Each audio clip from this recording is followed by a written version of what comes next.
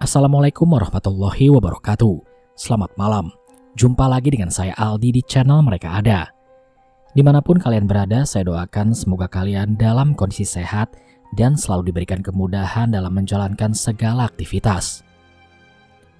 Pada kesempatan kali ini saya akan membacakan cerita yang ditulis oleh Mas Fidi Muhammad tentang 6 orang yang tersesat di Gunung Butak 2 hari 2 malam. Namun sebelum mulai bercerita, pastikan kalian sudah menekan tombol subscribe dan menyalakan lonceng notifikasinya agar selalu update saat channel ini upload video terbaru. Jangan lupa juga mampir ke channelnya Mas Fidi Muhammad yang link channelnya sudah saya taruh pada kolom deskripsi. Kalau gitu tanpa banyak basa-basi lagi, mari kita mulai ceritanya.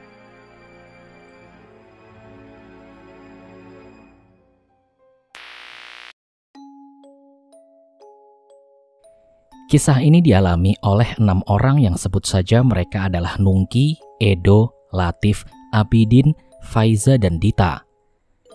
Di waktu itu mereka berenam sedang melakukan pendakian ke Gunung Butak. Sebelum ke cerita, saya akan memberitahu sedikit tentang Gunung Butak ini. Gunung Butak adalah gunung yang mempunyai ketinggian 2868 mdpl yang berada di perbatasan Kabupaten Malang dan Kabupaten Blitar. Gunung ini letaknya berdekatan dengan Gunung Kawi. Tidak ada catatan sejarah atas erupsi dari Gunung Butak sampai saat ini. Awal cerita waktu itu tepat tanggal 22 Juli 2015. Pukul 6 pagi mereka berenam berangkat dari kota Surabaya menuju kota Malang untuk tujuan mendaki ke Gunung Butak. Mereka berenam adalah mahasiswa dan mahasiswi di salah satu kampus yang berada di Surabaya. Setelah menempuh kurang lebih 2 jam perjalanan dengan mengendarai sepeda motor, sampailah mereka di Kota Batu, Malang, dan langsung menuju ke desa Pesanggerahan yang merupakan desa terakhir di lereng Gunung Butak. Karena waktu itu belum ada dibangun pos pendaftaran di desa itu. Mereka kemudian menuju ke rumah salah satu warga atau rumah terakhir untuk menitipkan motor sekaligus meminta izin pendakian pada pemilik rumah itu. Setelah itu mereka mempersiapkan dirinya masing-masing dan peralatan yang dibawa. Dan tepat pukul 9 pagi perjalanan pun dimulai. Sebelum berangkat, pemilik rumah tempat mereka menitipkan motor sempat berpesan untuk berhati-hati selama di dalam hutan. Karena waktu itu kondisi Gunung Butak pasca kebakaran, takutnya masih ada api yang menyala. Perjalanan pun dimulai dengan posisi Nungki paling depan dan Edo di paling belakang sebagai sweeper. Karena di antara mereka berenam, Nungki dan Edo lah yang lebih berpengalaman di bidang pendakian. Di sisi lain, Nungki sudah pernah mendaki ke gunung ini beberapa bulan sebelumnya. Di awal-awal perjalanan, mereka melewati jalanan paving yang juga merupakan jalanan untuk warga setempat kalau hendak ke ladang. Kurang lebih 10 menit berjalan, mereka mulai memasuki hutan yang cukup rimbun. Menurut Nungki yang sebelumnya sudah pernah mendaki ke gunung ini, estimasi perjalanan kalau dari rumah terakhir hingga sampai di Sabana itu memakan waktu kurang lebih 9 jam, atau setelah-telatnya 10 jam. Bisa lebih cepat, bisa juga lebih lambat, tergantung seberapa cepat jalannya. Jadi kira-kira di waktu maghrib mereka sudah bisa sampai di Sabana, atau paling lambat habis Isya. Sabana adalah tempat camp terakhir sebelum summit ke puncak Gunung Butak. Selangkah demi selangkah mereka berjalan hingga tidak terasa waktu sudah menunjukkan pukul 12 siang. Karena pada waktu itu tidak ada bangunan pos, mereka istirahat di sebidang tanah datar untuk makan. Jadi kalau dihitung dari seberapa lama mereka berjalan, mereka sudah menempuh hampir setengah perjalanan. Sambil memasak makanan, seringkali Faiza bertanya kepada Nungki, masih berapa lama lagi untuk sampai di Sabana? Nungki pun memberitahu Faiza kalau nanti kira-kira pukul 6 sore mereka sudah bisa sampai di Sabana itu.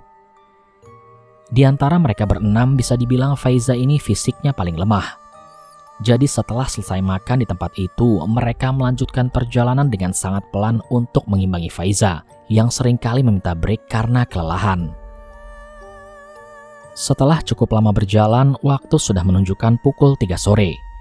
Karena memburu waktu agar tidak malam di jalan, Nungki meminta kepada teman-temannya untuk sedikit mempercepat jalannya. Tapi mau cepat bagaimana dengan kondisi Faiza yang seperti itu? Akhirnya Nungki tidak bisa memaksakan keadaan. Biar saja jalan pelan-pelan, yang penting sampai meskipun di malam hari.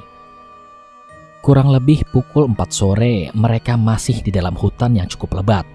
Dan Nungki yang berjalan di depan tidak sengaja membawa teman-temannya ke jalur yang salah hingga semakin jauh.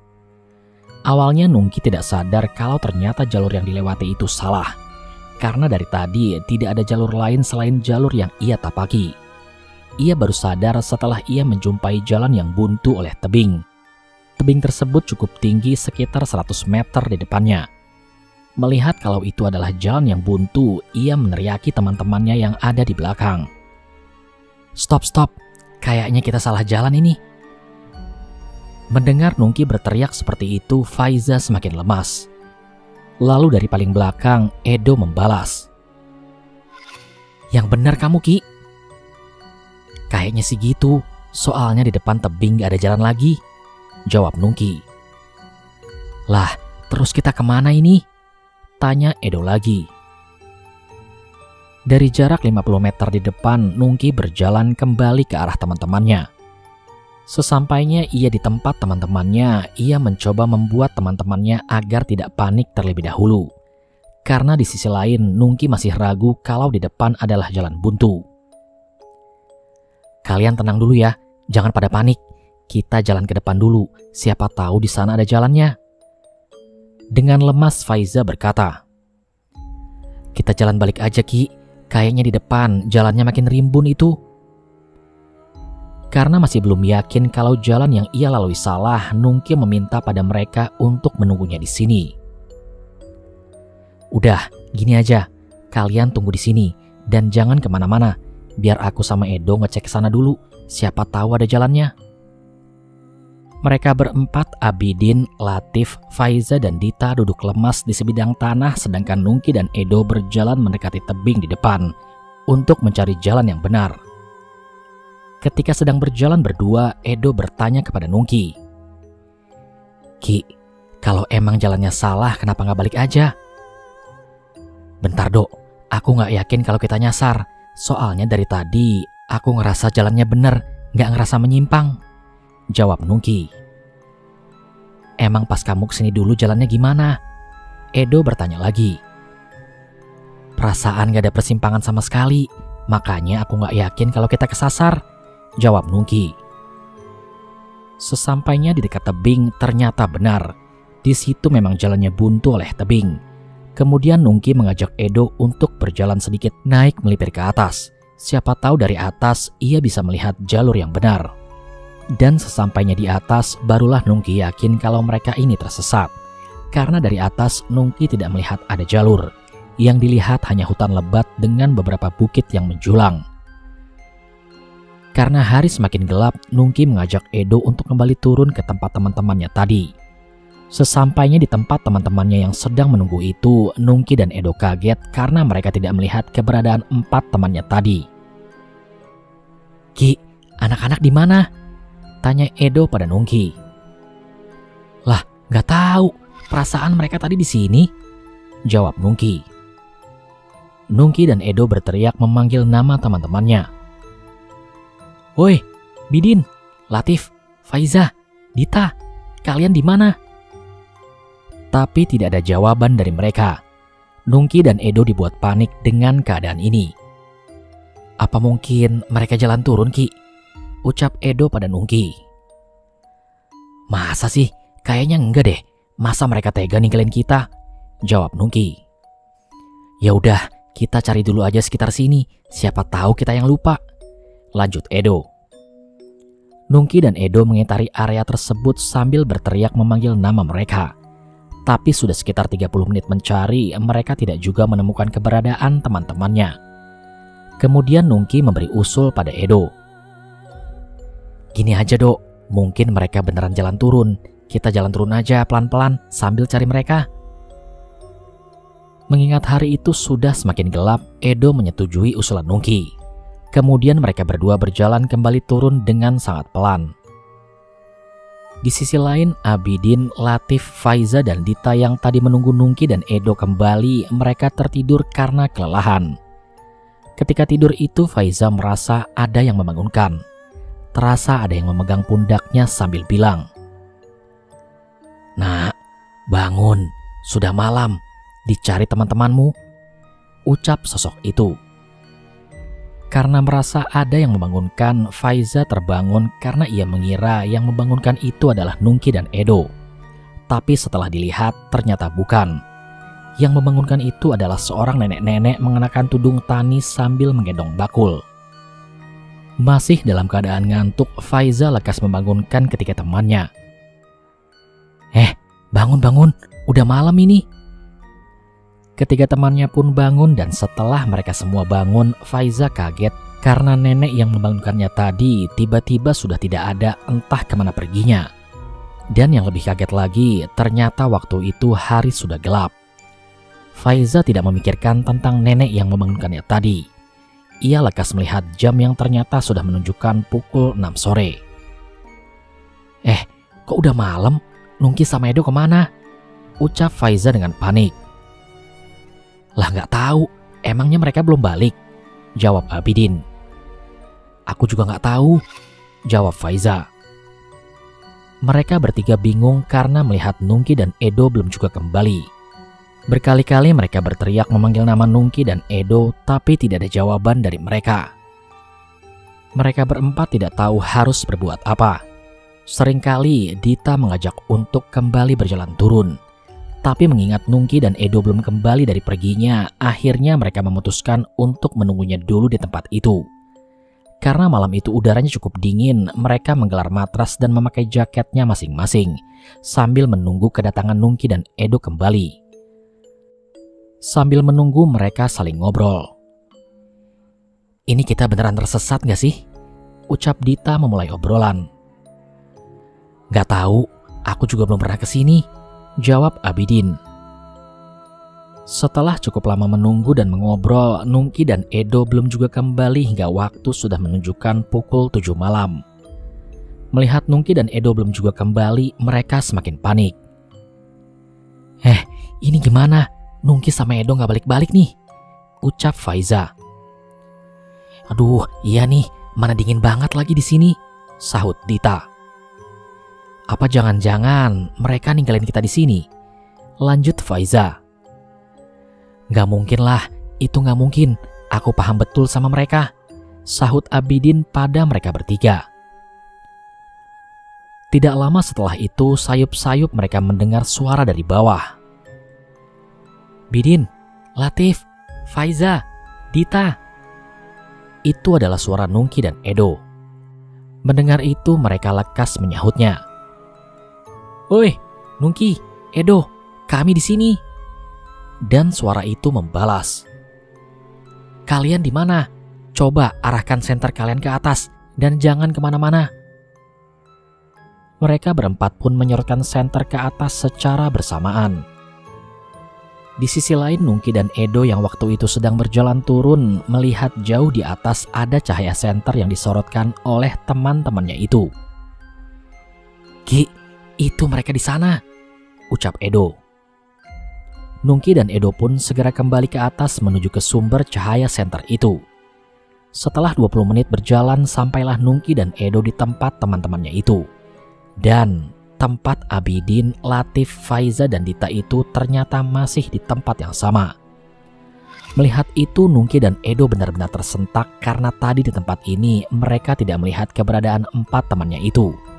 Bahkan tadi mereka juga sudah mencarinya lama di sekitar sini, tapi tetap tidak ada. Dan sesampainya di situ, Nungki pun bertanya, "Kalian habis dari mana sih? Udah dibilang jangan kemana-mana." Kita nggak kemana-mana kok. Dari tadi kita di sini nungguin kalian, tapi kalian nggak balik-balik, jawab Latif. Nggak kemana-mana gimana? Tadi kita berdua nyariin kalian di sini, tapi nggak ada, jawab Nungki. Beneran Ki, kita itu dari tadi di sini, nggak kemana-mana.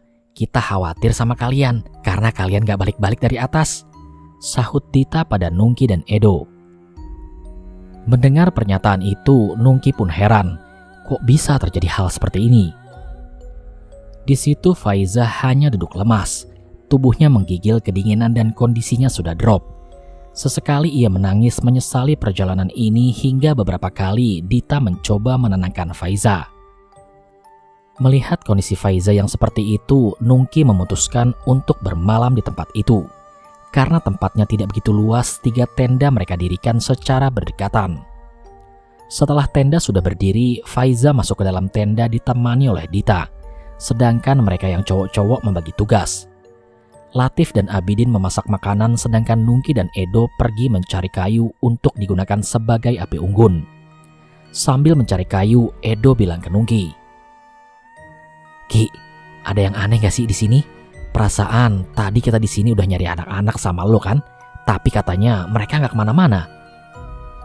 "Itu dia, Dok. Aku juga nggak habis pikir. Tadi jelas-jelas mereka nggak ada di sini kan?" jawab Nungki yang sepemikiran dengan Edo.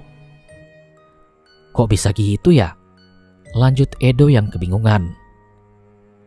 "Ya udahlah, biarin aja. Yang penting sekarang kita sudah berkumpul dan jangan bahas ini ke anak-anak ya, Dok," pinta Nungki pada Edo.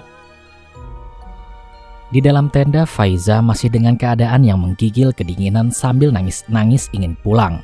Hingga kemudian Dita kembali beberapa kali mencoba untuk menenangkan Faiza. Tidak lama kemudian masakan sudah matang dan api unggun sudah dinyalakan. Mereka membujuk Faiza agar mau makan hingga akhirnya mereka makan di depan tenda sambil memikirkan kelanjutan perjalanan ini. Di momen itu Nungki meminta maaf kepada teman-temannya karena sudah membawa mereka ke jalur yang salah hingga tersesat. Tapi teman-temannya tidak menyalahkan Nungki. Bagi mereka ini adalah musibah. Karena malam semakin larut, mereka beristirahat kembali ke dalam tenda dan memutuskan untuk kembali turun besok pagi. Di dalam tenda Nungki tidak bisa tidur. Ia memikirkan kejadian janggal yang tadi tentang teman-temannya yang sesaat hilang dari tempat ini. Di tenda satunya lagi hal yang sama juga dialami oleh Faiza. Ia tidak bisa tidur karena kepikiran tentang sosok nenek-nenek bertudung tani yang tadi membangunkannya. Ia pun bercerita sedikit kepada Dita tentang sosok nenek-nenek itu, hingga membuat Dita merinding. Singkat cerita, pagi pun tiba. Pukul 5:30 pagi, Nungki bangun terlebih dahulu. Setelah bangun, ia mengambil kompor dan nestingnya untuk membuat kopi. Sambil membuat kopi, Nungki melihat-lihat keadaan sekitar. Dan yang ia lihat hanyalah hutan rimba. Tidak lama kemudian terlihat Edo keluar dari tenda disusul Latif dan Abidin. Lalu mereka menyiapkan makanan ringan berupa roti. Dan setelah roti siap disantap, Faiza dan Dita juga terlihat keluar dari tenda. Dan kemudian mereka sarapan pagi. Sambil makan, Faiza bertanya kepada Nungki, "Ki, kita jadi turun kan?" "Iya, jadi. Pendakian ini dibatalin aja. Lagian persediaan air dan logistik juga tinggal sedikit," jawab Nungki. Setelah selesai makan, mereka berkemas untuk kembali berjalan turun. Ketika sedang berkemas, dari bawah sekilas Faiza melihat ada wanita mengenakan tudung tani sedang berjalan. Dia berjalan di antara semak-semak yang cukup rimbun. Melihat itu, Faiza kaget dan sambil berucap, "Itu siapa?" ucap Faiza sambil melihat ke arah semak-semak. Spontan mereka semua menoleh ke arah pandangan Faiza, tapi tidak ada siapa-siapa yang mereka lihat. Edo kemudian bertanya kepada Faiza, "Ada apaan sih, Za?" "Itu tadi kayak ada orang di situ," jawab Faiza sambil menunjuk ke arah wanita tudung tani yang sempat ia lihat. "Mana? Di mana?" Edo bertanya. "Tadi di sana, di semak itu," jawab Faiza. Edo segera berlari ke semak yang dimaksud oleh Faiza. Dan sesampainya Edo di situ tidak melihat ada siapa-siapa. Kemudian Edo kembali ke teman-temannya. "Gak ada siapa-siapa kok, Za," ucap Edo. "Beneran, Dok, tadi di situ ada orang," jelas Faiza. Ya udah, cepetan berkemas, kita langsung turun abis ini," sahut Nungki. Kemudian mereka melanjutkan berkemas, dan setelahnya mereka mulai berjalan kembali turun.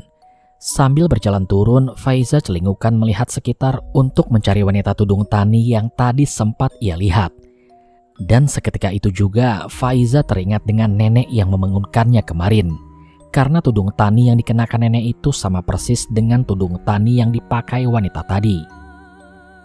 Karena waktu itu Faiza tidak melihat keberadaan wanita itu, ia mengabaikannya dan terus berjalan turun. Lama berjalan, tapi jalan yang mereka lalui ini semakin lama semakin sempit dan rimbun, hingga membuat Nungki yang berjalan di depan pun berhenti. "Bentar-bentar, perasaan kemarin gak kayak gini deh jalannya," ucap Nungki kepada teman-temannya. "Iya Ki, kayaknya ini bukan jalannya, kemarin gak serimbun ini kok," sahut Edo dari belakang. "Ya udah, balik naik dulu," ajak Nungki. Mereka pun kembali berjalan sedikit naik untuk berunding. Dan sesampainya di tempat yang cukup datar, mereka mencoba mengingat-ingat jalan yang kemarin mereka lewati. Tapi tidak ada satupun dari mereka yang mengingat. Mereka bingung tidak tahu harus kemana. Mau terus jalan turun, tapi jalannya sangat rimbun. Mau naik kembali ke atas, tapi sudah terlanjur jauh. Melihat keadaan ini, Faiza lemas, begitu pula dengan yang lain. Lalu Abidin memberi usul. "Gini aja deh, ini kan gunung. Kita terus jalan aja menurun ke bawah, menerabas semak-semak, nanti juga sampai di bawah." Karena usulan Abidin itu masuk akal, mereka menyetujuinya. Mereka bergegas melanjutkan perjalanan lagi dengan menerobos semak yang cukup rimbun dengan sebatang kayu. Dan setelah cukup jauh berjalan menerobos semak-semak, jalan mereka terhenti karena di depan mereka adalah jurang yang cukup dalam. Jadi posisi mereka waktu itu sudah berdiri tepat di bibir jurang. Menyadari dalam bahaya, Nungki mengajak mereka untuk kembali sedikit naik ke atas karena khawatir terpeleset ke dalam jurang itu.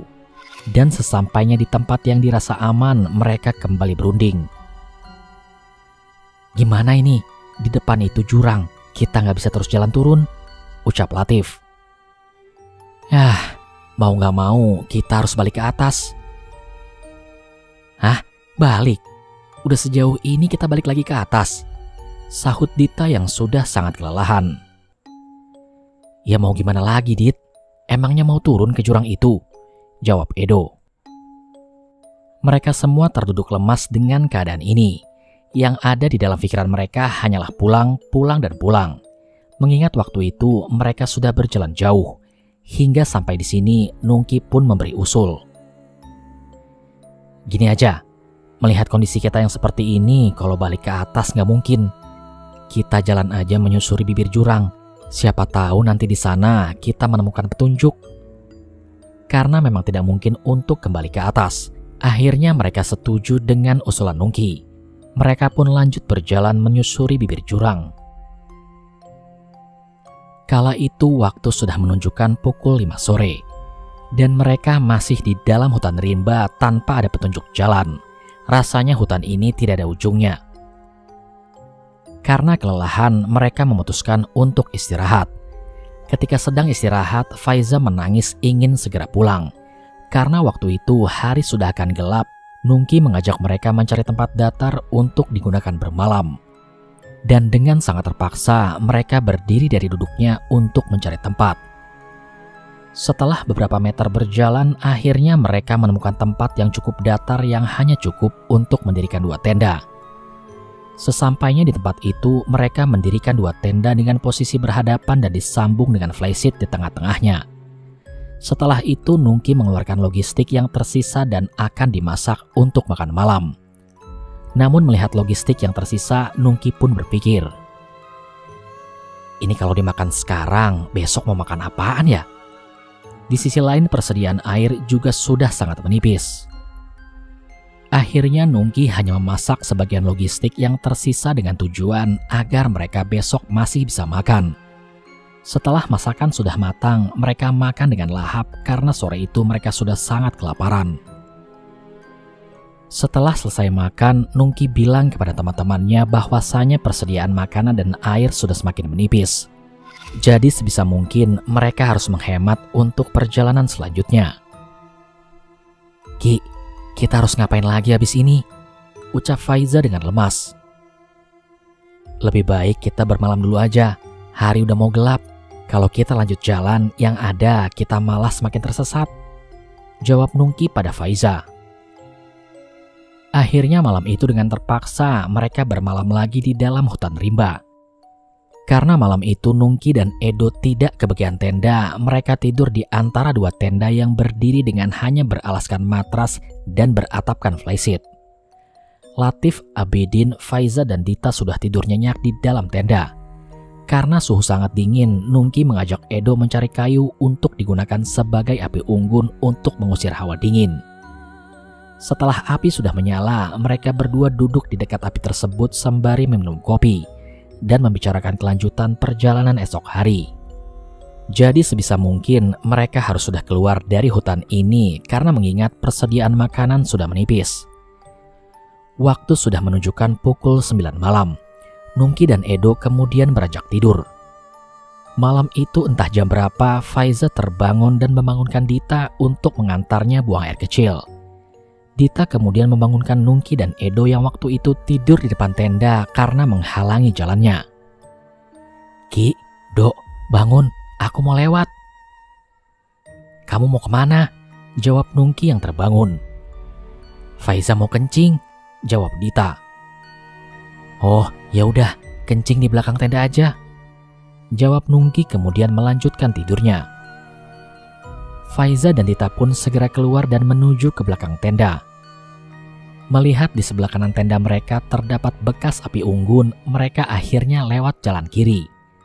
Setelah selesai buang air kecil, dari belakang tenda Faiza melihat ada seorang wanita yang sedang duduk di sebelah kanan tenda tepat di bekas api unggun.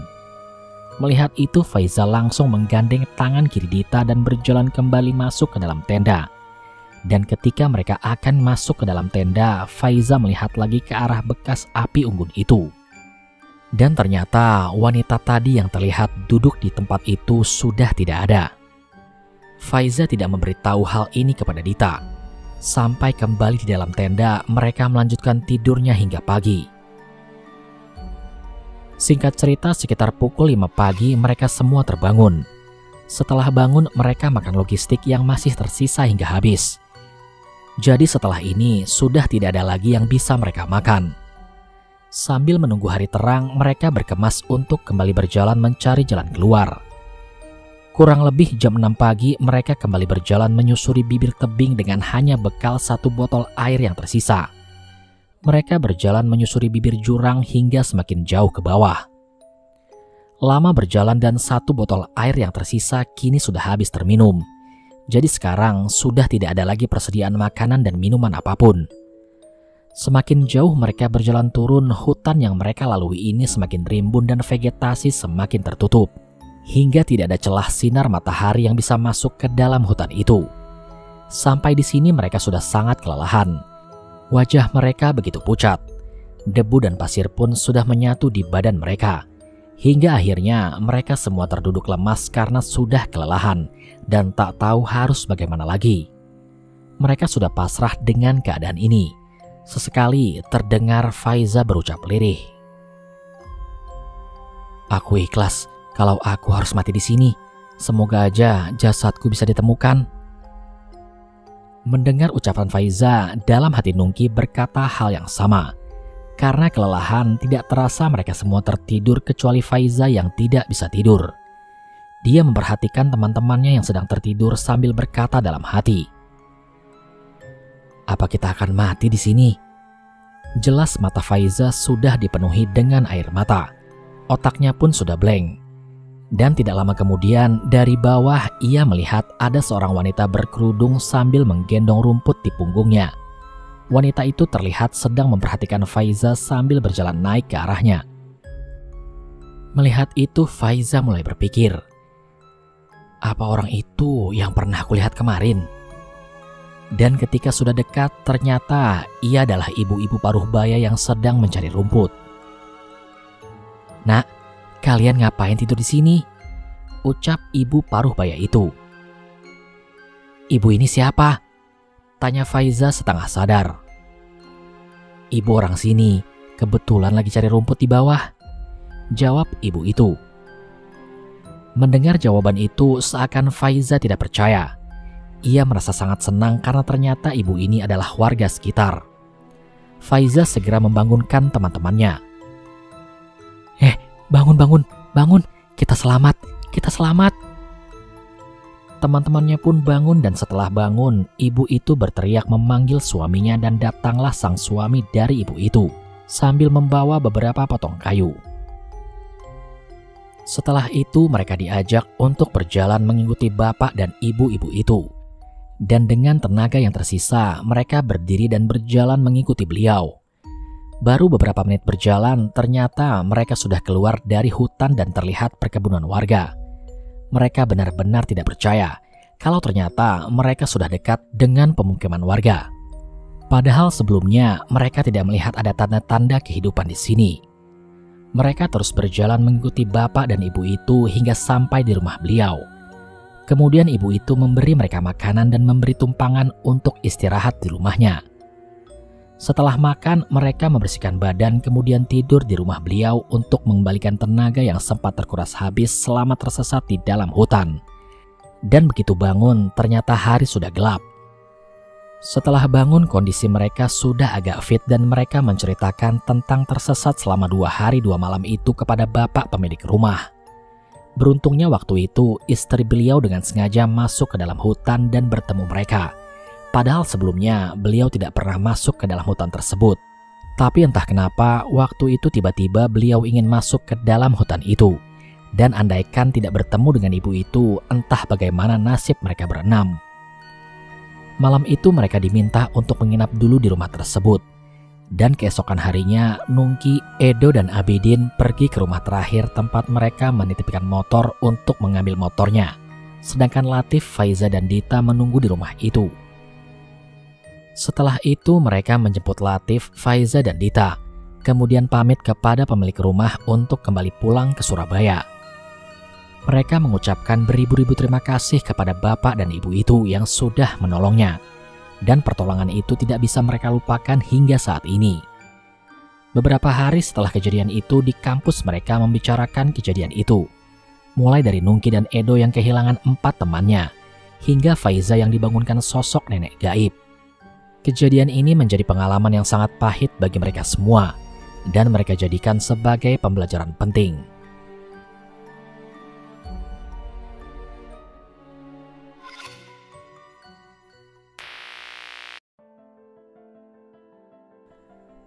Sekian cerita pada kesempatan kali ini. Terima kasih yang sebesar-besarnya kepada Mas Vidi Muhammad yang sudah mengizinkan saya untuk membacakan kisah ini di channel Mereka Ada. Sukses terus buat Mas Vidi. Dan terima kasih pula kepada teman-teman setia penyimak channel Mereka Ada. Dukung terus channel ini dengan cara like, komen, share, dan subscribe. Dan jangan lupa nyalakan lonceng notifikasinya, agar teman-teman selalu mendapatkan update saat channel ini upload video terbaru. Sampai di sini dulu perjumpaan kita kali ini. Sampai bertemu pada episode selanjutnya. Saya Aldi pamit undur diri dari hadapan kalian. Wassalamualaikum warahmatullahi wabarakatuh.